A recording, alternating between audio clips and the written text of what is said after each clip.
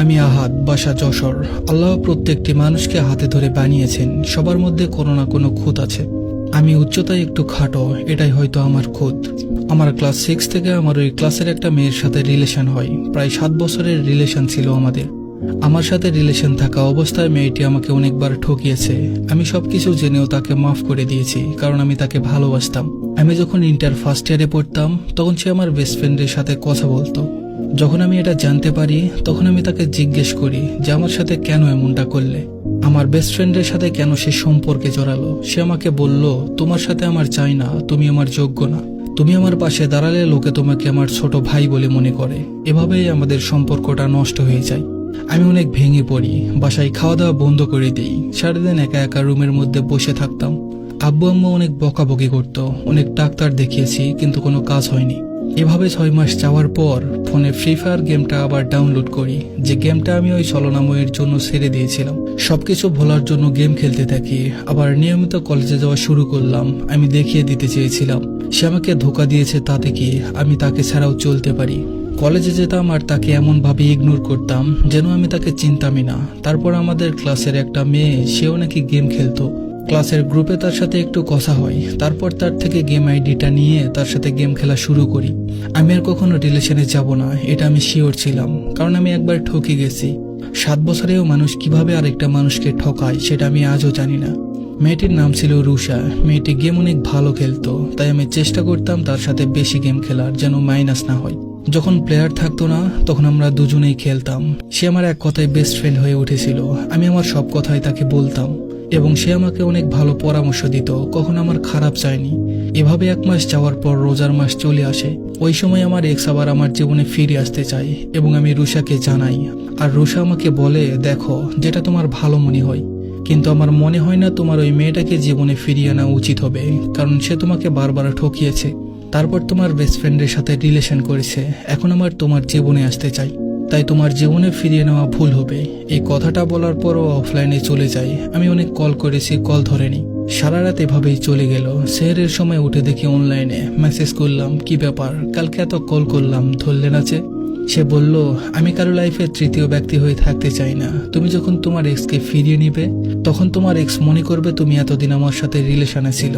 কারণ একটা মেয়ে কখনোই মানতে চায় না, তাই বয়ফ্রেন্ডের একটা মেয়ে বন্ধু থাকুক। আর তুমি এতদিন থেকে ওকে ইগনোর করেছো, তাই এটাই চিন্তা করবে যে তুমি আমার জন্য তাকে ইগনোর করেছো। আমি তাকে শান্ত করে বললাম, আমি তার সাথে রিলেশনে যাচ্ছি না। সে আমাকে বারবার ঠকিয়েছে, আমি কেন তার সাথে যাব, তুমি বলো। দেখলাম তারপর থেকে আমার সাথে খুব সুন্দরভাবে আগের মতো কথা বলে। আমি বুঝলাম হয়তো সে আমাকে পছন্দ করে। 8 এপ্রিল আমি তাকে বললাম, রুষা, তুমি কি আমার বেঁচে থাকার কারণ হবে? সে উত্তর দিল, বেঁচে থাকার কারণ হতে পারবো না, আমি হলে আপনার সুখের কারণ হতে পারি, কারণ বাঁচা মরা আল্লাহর হাতে, তাই সেটার কারণ আমি হতে চাই না। আমি তার উত্তর শুনে অনেক খুশি হয়েছিলাম। এভাবেই আমাদের সম্পর্কটা চলতে থাকে। তারপর আমাদের ফাইনাল পরীক্ষা চলে আসে। ফাইনাল পরীক্ষা খুব সুন্দরভাবে দেওয়ার পর সে আমাকে বলে সে কোচিং করতে যেতে চাই, যশোর শহরের মেসে থাকবে। আমি তাকে বলি, ঠিক আছে, তুমি বাড়িতে কথা বলো, আমার কোনো সমস্যা নেই। সে তার বাড়িতে কথা বলে, কিন্তু তার বাবা কোনোভাবেই মেয়েকে বাসা থেকে শহরে পাঠাতে রাজি নয়। সে আমাকে বলে, আব্বু রাজি হচ্ছে না, কি করব। আমি আমার জীবনকে এভাবে নষ্ট হতে দিতে পারি না। আমি পড়াশোনা করতে চাই, ভালো একটা ভার্সিটিতে পড়তে চাই। আমি তাকে বলি, তুমি তোমার চাচ্চুদেরকে বলো তোমার বাবাকে বুঝাতে। সে তার একটা চাচ্চুকে বলে তার বাবাকে বুঝানোর জন্য, এবং তার চাচ্চু বুঝানোর পর তার বাবা রাজি হয়। আমি অনেক খুশি হয়েছিলাম। সবচেয়ে ভালো কোচিংয়েও ভর্তি হই। ভর্তি হওয়ার পর আমি চেষ্টা করতাম তাকে টুকটাক খরচ দেওয়ার জন্য। তারপর আমি চিন্তা করলাম তাকে বিয়ে করতে হলে আমার কিছু একটা করা উচিত। আমি আমার বাড়িতে কথা বললাম আর বাবাকে বললাম, আব্বু, আমি নিজের পায়ে দাঁড়াতে চাই, তুমি আমাকে একটা ব্যবসা দাঁড় করিয়ে দাও।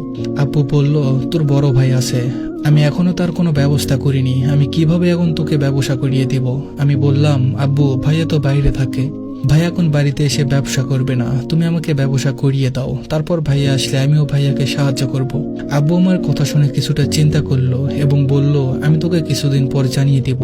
আমি বললাম, না আব্বু, আমার যত তাড়াতাড়ি সম্ভব একটা ব্যবসা দাঁড় করিয়ে দেন, আমি নিজের পায়ে দাঁড়াতে চাই। আমার আব্বু আমাকে বলল, তাহলে কি তোর পড়াশোনা বাদ? আমি বললাম, না, আমি পড়াশোনা করব। অনার্সে বেশি ক্লাস করা লাগে না, আমি ক্লাসও করব, আবার এসে দোকানও সামলাবো। অনেক জোরাজোরির পর আব্বু আমার ব্যবসা দাঁড় করিয়ে দেয়। ব্যবসা করে ভালোই দিন যাচ্ছিল। আমি তাকে বলতাম, তোমার আব্বু যে টাকা দিবে সেটা তুমি জমিয়ে রাখবে, আমি তোমার সকল খরচ দিয়ে দিব। তার মেসের ভাড়া থেকে শুরু করে তার হাত খরচ সব আমিই দিতাম। সপ্তাহে 2-3 বার তার সাথে দেখা করতে যেতাম। আমাদের সম্পর্ক এভাবে ভালোই চলছিল। সে মাঝে মাঝে তার জমানো টাকা দিয়ে আমাকে অনেক কিছু গিফট করত। আমি তাকে কিছু গিফট করতাম না, কারণ সে নিত না। সে বলতো, তুমি তো আমার খরচ দিচ্ছ, আর কেন গিফট লাগবে বলো? তুমি শুধু সারা জীবন আমার সাথে থেকে যাও, আর কিছু লাগবে না।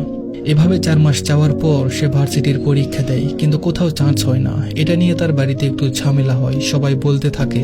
বাসায় চলে এসে পাশের একটা কলেজে ভর্তি হতে তাকে যশোরে থাকতে দিতে চায় না। আমি বলি, বাড়িতে কোনোভাবে ম্যানেজ করো, বাসা থেকে কোনো খরচ নেওয়ার দরকার নেই, আমি তোমার খরচ দিব, শুধু অনুমতি নাও, তারা যেন তোমাকে যশোরে থাকতে দেয়। এবার হয়নি, পরের বারে হবে ইনশাল্লাহ। ও বাড়িতে গিয়ে সবাইকে বোঝাই, তারপর যশোরে আসে। যশোরে আসার পর সে বলে, আব্বু খরচ দিবে বলেছে, কিন্তু আগের মতো আর স্বাধীনতা দিবে না, হাত খরচ কমিয়ে দিয়েছে। আমি বলি, ওই টাকা তো এমনি লাগতো না, সমস্যা নাই, আমি তো আছি। আমি দোকানে বিকাশ নগদের এজেন্ট অ্যাকাউন্ট করে নেই, সেখান থেকে যে খরচ আসতো সেটাই তাকে দিয়ে দিতাম। একদিন তার বাসা থেকে তাকে কল করে এবং বলে দ্রুত বাড়িতে যেতে।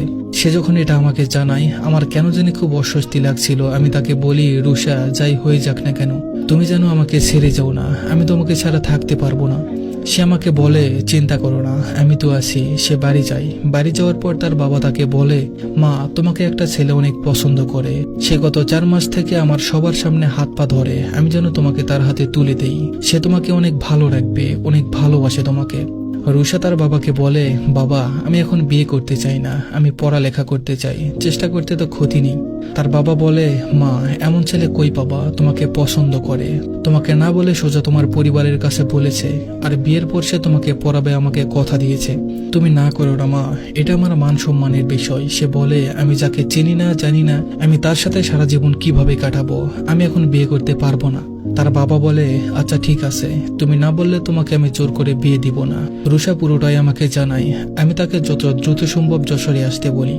যশোরে আসার পর আমি তার সাথে দেখা করি এবং সে সব রেকর্ড করে আমাকে শোনাই। তার বাবার সাথে সে যখন কথা বলেছিল, সে তখন রেকর্ড অন করেছিল।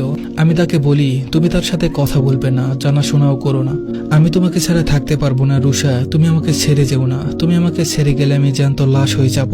সে আমাকে বলে, সেগুলো কিছুই করবে না। তার বাবা তাকে বলেছে, সে রাজি না হলে তাকে বিয়ে দিবে না। এভাবে আরো 2 মাস চলে যায়। ওই ছেলেটি কোত্থেকে যেন তার হোয়াটসঅ্যাপ নাম্বারটা পেয়ে যায়, আর তাকে বিয়ে করবে না কেন এই নিয়ে প্রশ্ন করত। সে বিষয়গুলো আমাকে জানাতো এবং ব্লক করে আমাকে স্ক্রিনশট দিত। আমি বলতাম হোয়াটসঅ্যাপ নাম্বারটা যেন চেঞ্জ করে ফেলে। সে চেঞ্জ করে ফেলে, কিন্তু তার কোচিং এ যত গ্রুপ ছিল সবগুলো ওই হোয়াটসঅ্যাপে অ্যাড ছিল। সে আমাকে কখনো বলেনি ওই হোয়াটসঅ্যাপ অন করবে। আমি তাকে একদিন বলি, তুমি এই হোয়াটসঅ্যাপ অন করো রুষা, তোমার উপর আমার ভরসা আছে। সে আমাকে বলে, না আহাদ, আমার ভালো লাগে না, উনি আমাকে বারবার ডিস্টার্ব করে। আমি বলি, তাহলে সিন করো না। সে আমাকে অনেক ভালোবাসতো, আমি এটা জানতাম। সে আমাকে কখনোই ঠকাবে না, এটাও জানতাম। এভাবে আরো 6 মাস যাওয়ার পর 2024 সালে সরকার পতনের সময় চলে আসে। দেশের অবস্থা তখন খারাপ। তার বাবা তাকে বলে, মা, শহরে একা একা থাকতে হবে না, তুমি বাসায় চলে আসো। দেশের অবস্থা একটু ঠিক হলে তখন আবার যশোরে যেও। আমি তাকে বলি, যশোরে তোমাকে দেখার মতো কেউ নেই, কখন কি হবে বলা যায় না, তোমার ম্যাচের মেয়েরাও সবাই বাসায় চলে গেছে, তুমিও বাসায় চলে আসো।